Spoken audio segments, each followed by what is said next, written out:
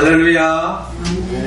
때로는 우리의 삶 속에 어려움도 있고 아픔도 있지만 그럼에도 불구하고 하나님을 바라보고 의지하는 우리들을 귀하게 보시고 또한 우리의 앞길을 열어주시고 또 우리의 삶에 부족함이 없도록 이끌어주시는 우리 주님을 향하여 할렐루야 찬양대에서 귀한 찬양을 올렸습니다.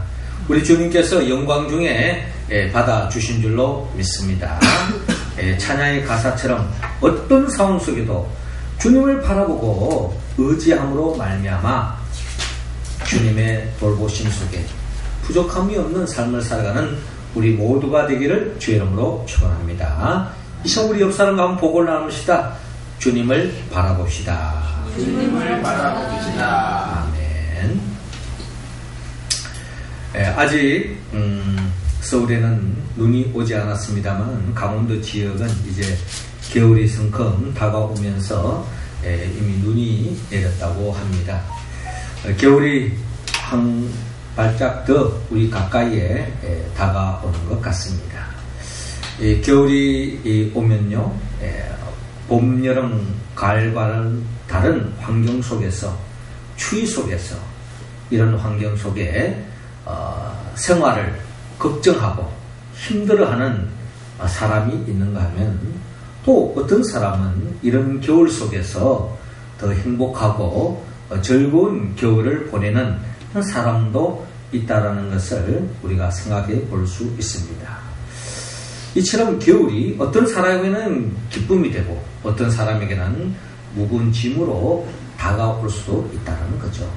이와 마찬가지로 주님이 재림하여 오실 때에도 어떤 사람에게는 이것이야말로 더없는 기쁨의 자리요, 감격의 자리요, 주님으로부터 인정받는 시간이기 때문에 행복한 자리가 될 수도 있지만 그런가 하면 주님이 재림하여 오시는 그날이야말로 심판의 자리이기 때문에 더없이 단식하고 또한 절망에 빠지는 사람도 있다라는 것입니다.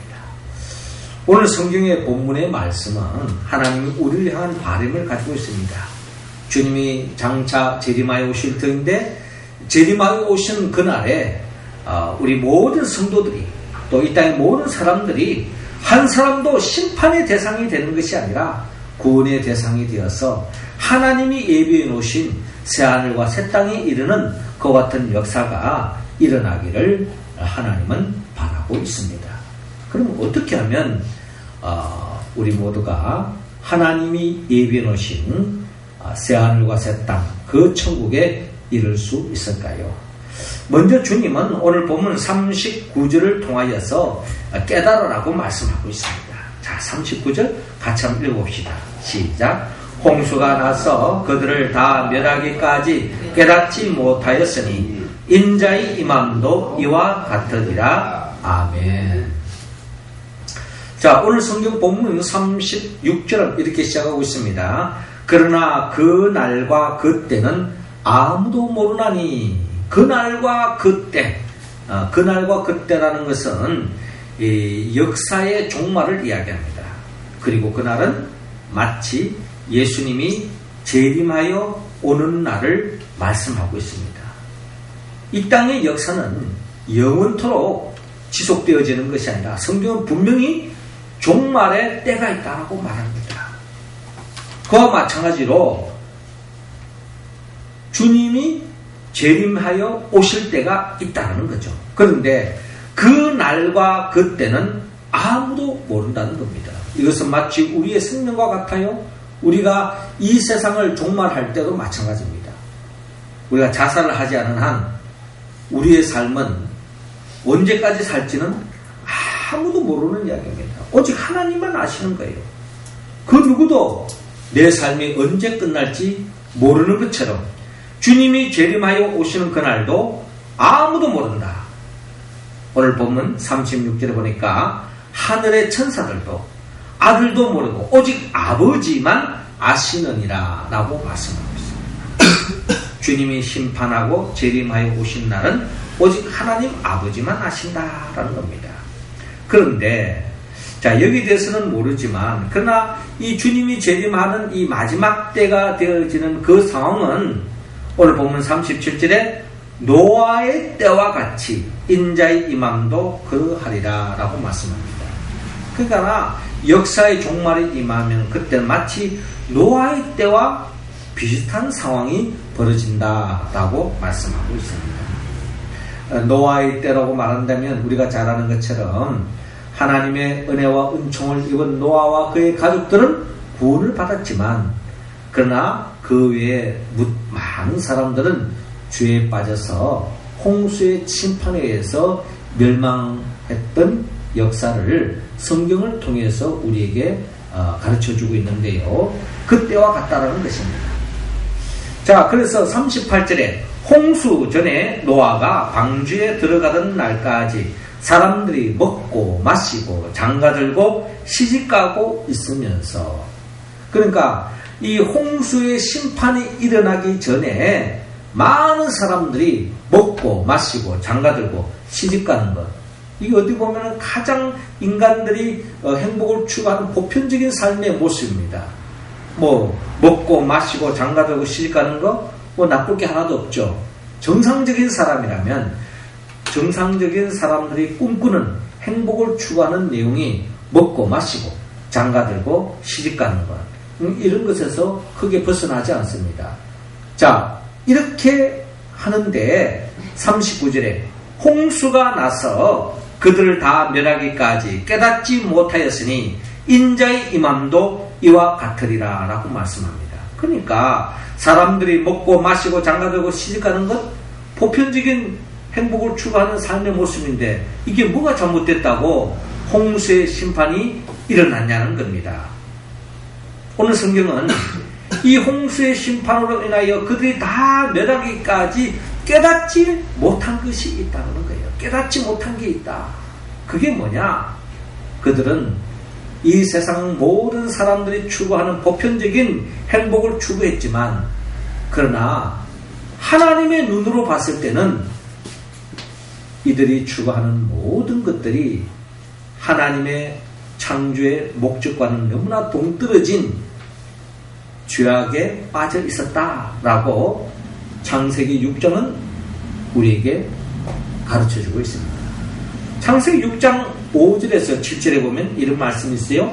여호와께서 사람의 죄악이 세상에 가득함과 그의 마음으로 생각하는 모든 계획이 항상 악할 뿐임을 보시고 땅 위에 사람 지었었음을 한탄하사 마음에 근심하시고. 그러니까 마태복음에 나타나 있는 내용을 보면 먹고 마시고 장가들고 시집가는 그런 보편적인 것을 추구하는 아주 그냥 평범한 사람들이 그냥 정상적인 일상의 삶의 모습을 이야기하는 것 같지만 하나님의 눈으로 보면은 이 속에 엄청난 모든 사람들의 그 생각과 그 모든 행위가 악하고 죄로 물들어져 있는 상태라는 것을 성경은 분명히 말씀하고 있습니다. 그래서 7절에 이르시되 내가 창조한 사람을 내가 지면에서 썰어버리되 사람으로부터 가축과 기는 것과 공중의 새까지 그리하리니 이는 내가 그것들을 지었었음을 한탄함이니라 라고 말씀합니다. 하나님이 한탄할 정도로 한숨 쉴 정도로 주님께서 후회하실 정도로 인간이 타락했다. 한마디로 죄에 빠져 있었다 하는 것이 주님이 홍수 심판을 내리실 때에 일어난 상황이었다는 것입니다. 결국 많은 사람들이 죄를 지었기 때문에 그 죄의 결과는 하나님의 심판이 따라오는 것인데 그것을 깨닫지 못하고 이 죄에 빠져서 결국 세상 재미에 빠져서 심판을 깨닫지 못하고 세상에 젖어져 있는 상황을 말씀하고 있는 것입니다. 이솝 우화에 보면은 파리가 꿀에 빠져 죽는 그런 이야기가 있는데 어느 창고에 꿀병이 끼워져 가지고 그 꿀이 그 바닥에 흥건히 젖어져 있었습니다. 자, 이 상황 속에 꿀이 이제 흘러내렸으니 이 달콤한 이 꿀 냄새가 진동을 했겠죠? 그래서 많은 파리들이 그 냄새를 알아채리고 그 창고에 몰려들었습니다. 보니까 마치 꿀단지가 깨어져 가지고 바닥에 꿀이 흥건히 보여져 있는 겁니다. 이제 이걸 보고 파리들이 달라들었습니다. 그리고 그 꿀맛을 느끼게 된 거예요. 한마디로 꿀맛인 겁니다. 그래서 이 꿀맛을 보는데 너무나 달콤하다 보니까 계속 거기에 앉아서 먹다 보니까 어느덧 발이 꿀에 젖었고 날개도 꿀에 젖어서 결국에는 더 이상 날아가지 못하고 꿀 속에 파묻혀 죽었다는 그런 이솝 이야기가 있습니다. 이 이야기를 생각해 볼 때에 오늘 성경이 말하는 바로 많은 사람들이 죄를 지음으로 인하여 이 세상 재미에 빠져 있다는 겁니다. 우리가 다 죄를 거절하고 또 죄를 지어서는 안 된다 하지만은 여러분, 우리가 타락하면 이 죄를 지음으로써 오는 육체적인 쾌락과 기쁨과 이 세상적인 나름의 즐거움이 있다는 겁니다. 왜 많은 사람들이 권모술수를 부르고 수단과 방법을 가리지 않고 법을 어겼으면서까지 불법을 범하면서까지 죄악의 길로 걸어갑니까? 여기에는 세상적인 달콤함이 있기 때문에 속이기만 하면 1억 천금을 가질 수 있고 또 나름대로 권력을 자기 마음대로 사용해서 엄청난 이익을 챙길 수도 있고 이런 길을 걸어가는 사람들이 거기에서 벗어나지 못하는 이유가 뭡니까? 세상적인 재미와 즐거움이 있다는 겁니다. 거기에 푹 빠져서 결국에는 죄의 삭선 사망이요 하나님의 심판이 온다는 것을 깨닫지 못한 사람들은 결국 그 죄에 젖어서 결국 하나님의 심판의 대상이 될 수밖에 없다라는 것입니다. 그러므로 우리는 깨달아야 합니다. 39절에 홍수가 나서 그들을 다 멸하기까지 깨닫지 못하였으니 무엇을 깨닫지 못했습니까? 세상 죄를 짓다가 세상 즐거움에 빠져서 죄의 결과는 하나님의 심판이라고 하는 그것을 깨닫지 못하고 세상 재미에 취해 있는 사람들은 그런 사람들은 결국 심판의 대상이 되고 말았다는 겁니다. 그러므로 우리는 우리 자신이 혹시 꿀단지에 푹 빠져 있는 파리처럼 우리가 이 세상 재미에 빠져 있지는 않은지 우리 자신을 잘 살펴보아야 할 것입니다. 내 육성을 채우기 위해서 내 육체적인 감각을 기쁨을 채우기 위해서 이 세상적인 즐거움과 이 행복은 영원하지 않습니다. 순간적이라는 거예요. 그런데 거기에 빠져서 죄를 짓고 있다면 우리는 여기에서 철저하게 거절해야 할 것입니다.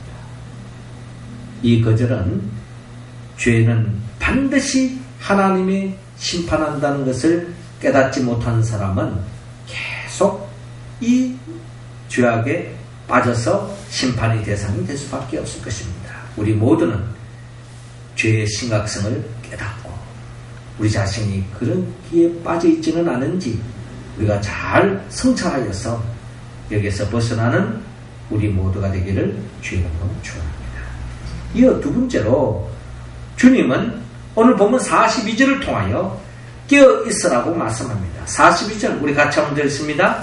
그러므로 깨어있으라. 어느 날에 너희 주가 임할는지 너희가 알지 못함이니라. 아멘. 자, 오늘 보면 40절에 그때 두 사람이 밭에 있음에 한 사람은 데려가고 한 사람은 버려둠을 당할 것이요. 두 여자가 맷돌질을 하고 있음에 한 사람은 데려가고 한 사람은 버려둠을 당할 것이니라 라고 말씀하고 있습니다. 그러니까 주님이 심판하러 오실 때에 그때에 어떤 사람은 구원을 받고 어떤 사람은 심판의 대상이 된다라는 것입니다. 두 사람이 밭을 갈고 있어요. 그런데 어떤 사람은 구원을 받고 어떤 사람은 심판의 대상이 된다는 겁니다. 그리고 두 여자가 맷돌질을 하고 있는데 한 사람은 데려감을 당하고 한 사람은 버려둠을 당한다. 노아의 때도 마찬가지였죠. 노아와 그의 가족은 방주에서 구원을 받았지만 나머지 사람들은 다 물속에서 심판의 대상이 되고 말았다는 겁니다. 똑같은 시대에 살고 있던 사람이 어떤 사람은 구원의 길로 어떤 사람은 멸망의 길로 간다. 조금 우리가 심각하게 생각한다면 같은 교회 성도들이지만 어떤 사람은 구원을 받을 수 있고 어떤 사람은 구원을 받지 못한다고 생각했을 때 여러분 심각한 이야기가 아니겠습니까? 그러면 이 차이점은 뭘까? 똑같이 밭을 가는데 겉으로 모습에는 뭐 다를 게 없습니다. 이름만 다를 뿐, 생김새만 다를 뿐 똑같은 사람이에요. 그런데 어떤 사람은 구원받고 어떤 사람은 구원받지 못한다. 오늘 성경은 그 차이점은 한마디로 깨어있는 사람과 깨어있지 못한 사람으로 차이점을 두고 있습니다. 오늘 본문 42절에 그러므로 깨어있으라 어느 날에 너희 주가 임할는지 너희가 알지 못함이니라 라고 말씀합니다. 깨어있다고 하는 말은 한마디로 영적으로 깨어있는 걸 말합니다. 밭을 가는 사람이 잠자면서 밭을 가지는 않을 거 아니에요. 맷돌 가는 사람이 자면서 맷돌 가지는 않잖아요. 맷돌 가는 사람이나 밭을 가는 사람은 다 깨어 있습니다. 육체적으로. 그러나 영적으로 어떤 사람은 깨어 있고 어떤 사람은 영적으로 잠자고 있다는 겁니다. 똑같이 밭을 갔지만 영적으로 잠자는 사람은 결국 구원받지 못하고 영적으로 깨어 있는 사람만이 구원받을 수 있다. 같이 예배를 드리지만 영적으로 잠자는 사람이 있을 수 있고 영적으로 깨어있는 사람이 있을 수도 있다는 겁니다. 성경은 우리 모두에게 영적으로 깨어져 있는 사람, 이 사람만이 구원을 받을 수 있다는 것입니다. 그럼 영적으로 깨어있는다는 게 뭔가? 우리가 먼저 깨달으라고 했는데 죄의 결과는 심판이라는 것을 깨달았다면 내가 이 죄에 젖어져 있다는 것을 내가 인식했다면 이것을 철저하게 거절하고 회개하고 이 죄의 문제를 해결해야 된다는 거예요. 그런데 죄를 지으면 하나님의 심판을 받지 이까지만 알고만 있을 뿐 깨어있지 않은 사람은 그저 회개를 미루다가 결국 심판의 대상이 될 수밖에 없다는 것입니다. 그러므로 우리는 죄의 심각성을 깨달을 뿐만 아니라 깨달았다면 이 죄의 문제를 해결해야 합니다. 이게 바로 영적으로 깨어있는 사람의 특징인 거죠. 이 죄를 빨리 벗어나야 되겠다. 이 죄를 해결해야 되겠다. 그래서 주님께 나아가서 철저하게 회개하는 사람. 이 사람이야말로 진정 구원을 받을 수 있다라는 것입니다.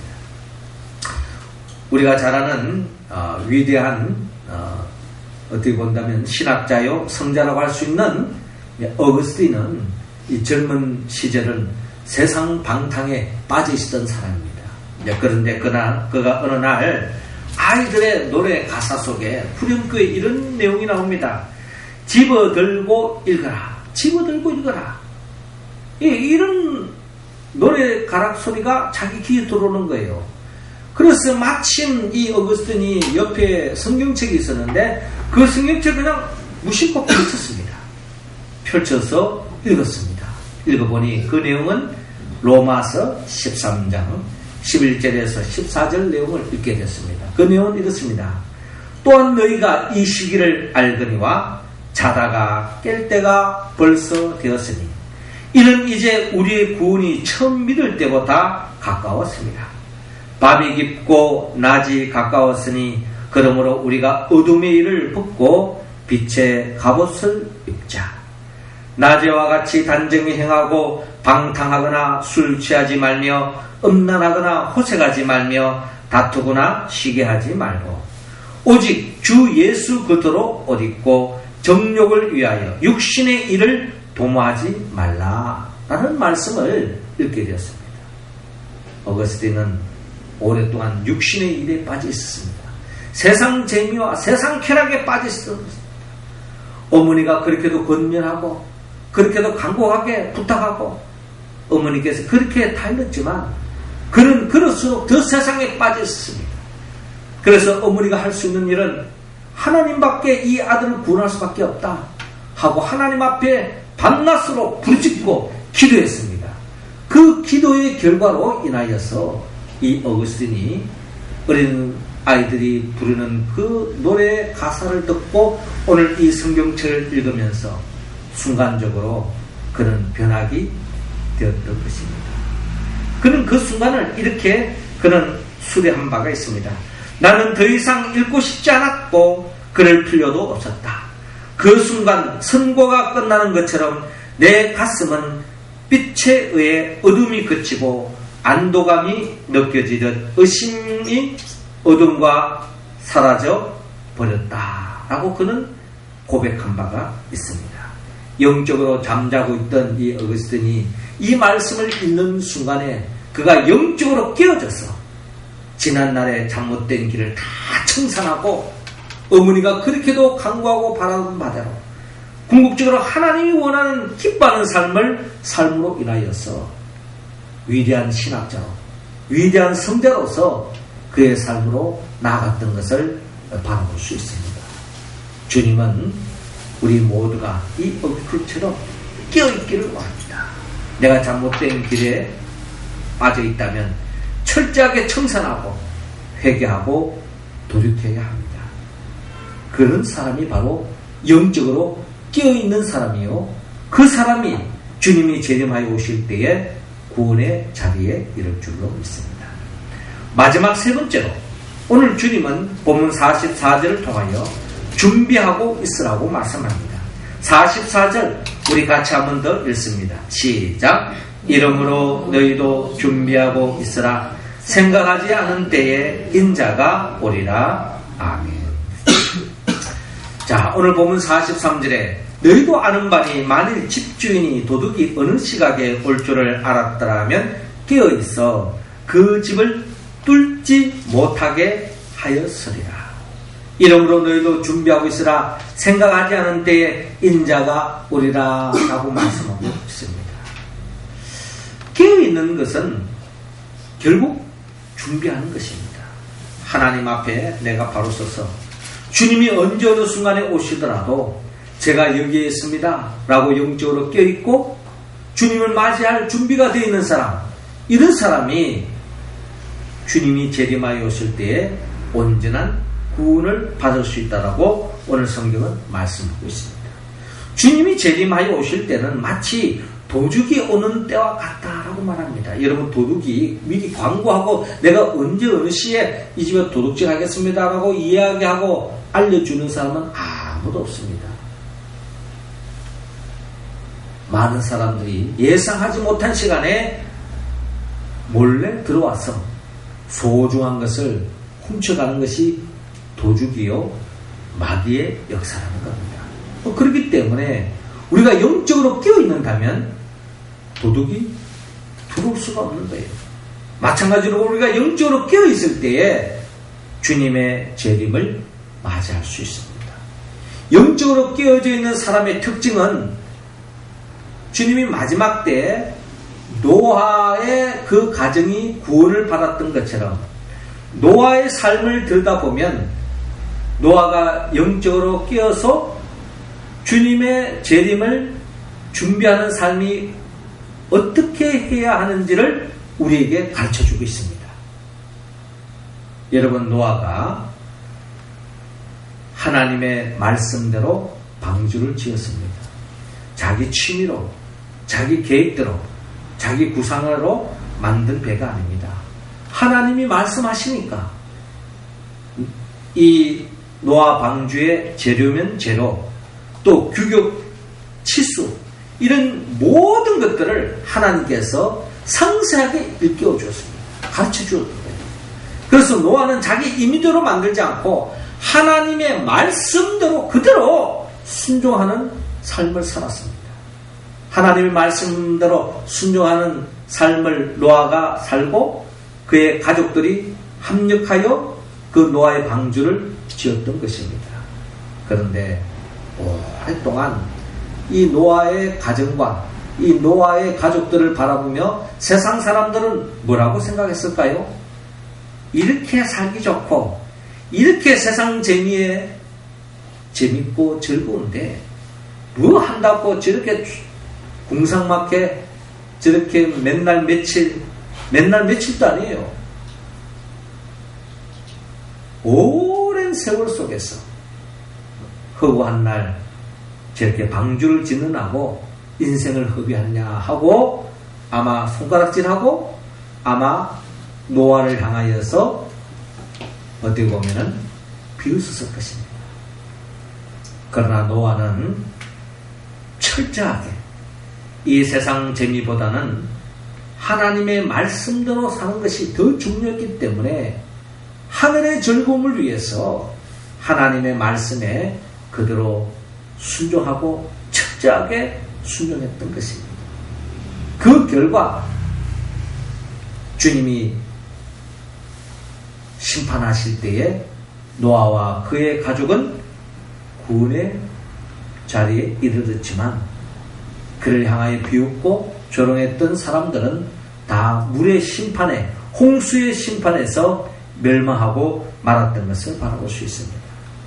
그러므로 우리가 준비한다고 하는 것은 뭘 특별한 무슨 방주를 짓는 것처럼 하는 것 이전에 우리가 일상 속에서 매일 그 하나님의 말씀을 가까이 하고 그 말씀에 이끌림 받는 삶을 사는 것이야말로 주님의 재림을 준비하는 삶의 모습이다. 이제 겨울이 오니까 철새들이 이 한강변에 벌써 이제 많이 몰려옵니다. 지난번에 한강을 제가 걷는데 많은 철새들이 벌써 이 한강을 누비고 있더라고요. 이 철새들이 왜 옵니까?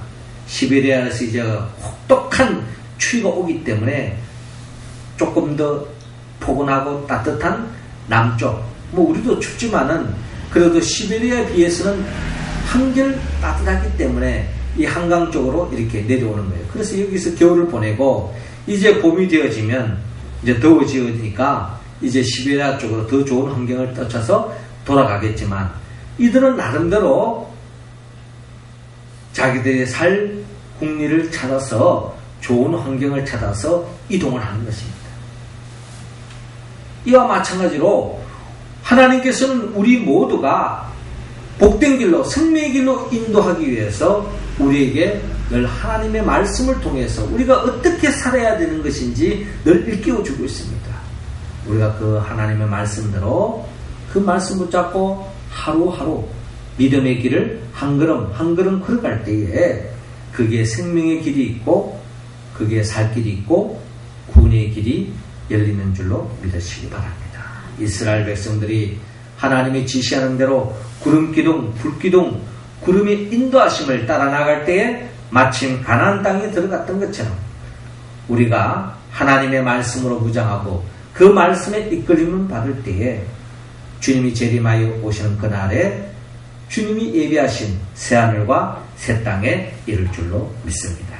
그러므로 44절에 이러므로 너희도 준비하고 있으라 생각하지 않을 때에 인자가 오리라. 하나님의 말씀을 따르는 사람은 언제 어느 순간에 주님이 오더라도 제가 여기 있습니다 라고 말할 수 있는 것입니다. 우리 모두가 그런 모습으로 서기를 주님은 원하고 있습니다. 사랑하는 성도 여러분, 주님은 반드시 재림하여 오십니다. 심판날이 있다는 거예요. 그러므로 죄의 심각성을 깨닫고 우리가 영적으로 깨어서 그 죄의 문제를 철저하게 회개하고 주님이 기뻐하는 삶을 살아서 즉 주님이 언제 어느 순간에 오시더라도 준비하여서 주님이 재림하여 오시는 그날에 우리 모두가 인정받고 구원에 이르는 우리의 모습 되기를 원합니다. 자, 우리가 어떻게 이 말씀에 온전히 응답할 수 있을까요? 성령의 도움이 없이는 우리는 할 수 없습니다. 성령은 예수부터 영입니다. 예수님이 누구죠?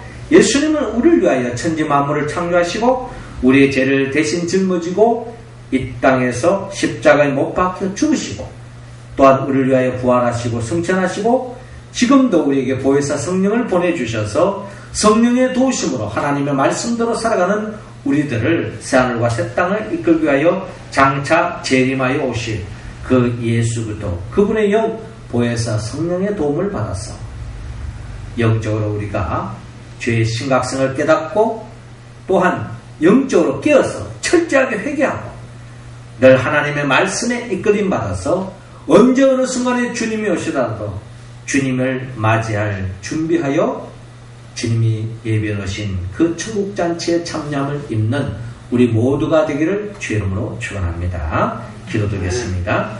하늘에 계신 우리 아버지, 이 시간 우리 각자 한 사람 한 사람에게 성령의 기름을 부어주시고 성령 충만함으로 말미암아 죄의 심각성을 깨닫게 하여 주시옵시고 죄로 인하여서 세상 재미에 빠지지 않게 하여 주시고 철저하게 회개할 수 있도록 영적으로 깨어있게 하여 주시옵소서. 그리고 언제 어느 순간에 주님이 오시더라도 주님을 맞이할 수 있도록 늘 하나님의 말씀을 가까이 하고 그 말씀대로 믿음의 길을 걸어가는 우리 모두가 되게 하소서. 예수님의 이름으로 기도하옵나이다. 아멘.